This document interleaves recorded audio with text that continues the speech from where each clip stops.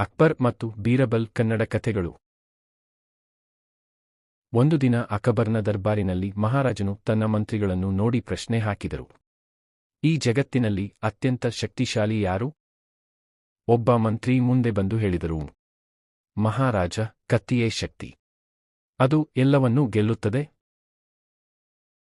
ಮತ್ತೊಬ್ಬ ಮಂತ್ರಿ ಹೇಳಿದ, ಹಣವೇ ಶಕ್ತಿ. ಹಣದಿಂದ ಎಲ್ಲವನ್ನೂ ಕೊಂಡುಕೊಳ್ಳಬಹುದು.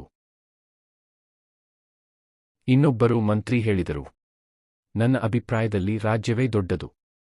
ರಾಜ್ಯವಿಲ್ಲದೆ ರಾಜನಿಗೂ ಅರ್ಥವಿಲ್ಲ. ಮತ್ತೊಬ್ಬ ಮಂತ್ರಿ ಸೇನೆಯತ್ತ ತೋರಿಸಿ ಹೇಳಿದ, ಮಹಾರಾಜ, ದೊಡ್ಡ ಸೇನೆಯ ಶಕ್ತಿಗಿಂತ ಬೇರೆಯದೂ ಇಲ್ಲ. ಕೊನೆಗೆ ಅಕಬರ್ ಬೀರ್ಬಲ್ನತ್ತ ತಿರುಗಿ ಕೇಳಿದರು, ಹಾಗಾದರೆ ನಿನ್ನ ಅಭಿಪ್ರಾಯ ಏನು ಬೀರ್ಬಲ್?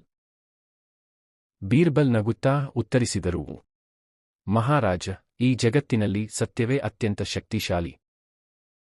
ಅಕಬರ್ ಆಶ್ಚರ್ಯಗೊಂಡು ಕೇಳಿದರು, ಸತ್ಯಕ್ಕಿಂತ ಶಕ್ತಿಶಾಲಿ ಸೇನೆಯೂ ಇದೆ, ಕತ್ತಿಯೂ ಇದೆ, ಹಣವೂ ಇದೆ. ಹೀಗಿರಲು ನೀನು ಏಕೆ ಸತ್ಯವೆಂದು ಹೇಳುತ್ತೀಯಾ?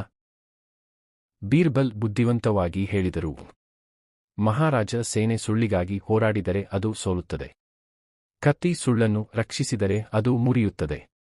ಹಣ ಸುಳ್ಳಿಗೆ ಬೆಂಬಲವಾದರೆ ಅದು ಉಳಿಯುವುದಿಲ್ಲ, ಆದರೆ ಸತ್ಯ ಯಾವ ಕಾಲದಲ್ಲೂ ಗೆಲ್ಲುತ್ತದೆ. ಅಕಬರ್ ತಲೆಯಾಡಿಸಿ ಘೋಷಿಸಿದರು, ಹೌದು, ನಿಜವಾಗಿಯೂ ಸತ್ಯಕ್ಕಿಂತ ಶಕ್ತಿಶಾಲಿ ಯಾರೂ ಇಲ್ಲ. ಎಲ್ಲರೂ ಬೀರ್ಬಲ್ನ ಮಾತಿಗೆ ಮೆಚ್ಚಿದರು. ಮೋರಲ್ ಆಫ್ ದ ಸ್ಟೋರಿ: ಸತ್ಯಕ್ಕಿಂತ ದೊಡ್ಡದು ಮತ್ತಾವುದೂ ಇಲ್ಲ, ಸತ್ಯ ಯಾವಾಗಲೂ ಜಯಿಸುತ್ತದೆ. ಒಮ್ಮೆ ಅಕಬರ್ ದರ್ಬಾರಿನಲ್ಲಿ ಕುಳಿತುಕೊಂಡು ಮಂತ್ರಿಗಳಿಗೆ ಕೇಳಿದನು, ಒಬ್ಬ ಮನುಷ್ಯನ ನಿಜವಾದ ಬೆಲೆ ಎಷ್ಟು? ಒಬ್ಬ ಮಂತ್ರಿ ಹೇಳಿದರು, ಒಬ್ಬ ಸೈನಿಕನ ಬೆಲೆ 1000 ಚಿನ್ನದ ನಾಣ್ಯಗಳು.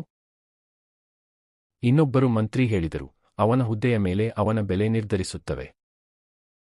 ಮತ್ತೊಬ್ಬರು ಹೇಳಿದರು, ಒಬ್ಬ ಜ್ಞಾನಿಯ ಬೆಲೆ ಅಪಾರ. ಅಕಬರ್ ಅಸಮಾಧಾನದಿಂದ ತಲೆ ಅಡಿಸುತ್ತಾನೆ. ಅವನು ಬೀರ್ಬಲ್ನ ಕಡೆ ನೋಡಿದನು. ಬೀರ್ಬಲ್, ನಿನ್ನ ಉತ್ತರ ಏನು? ಬೀರ್ಬಲ್ ನಗುತ್ತಾ ಹೇಳಿದರು, ಮಹಾರಾಜನೇ, ಮನುಷ್ಯನ ನಿಜವಾದ ಬೆಲೆ ಅವನ ಕೃತ್ಯದಲ್ಲಿ ಇದೆ.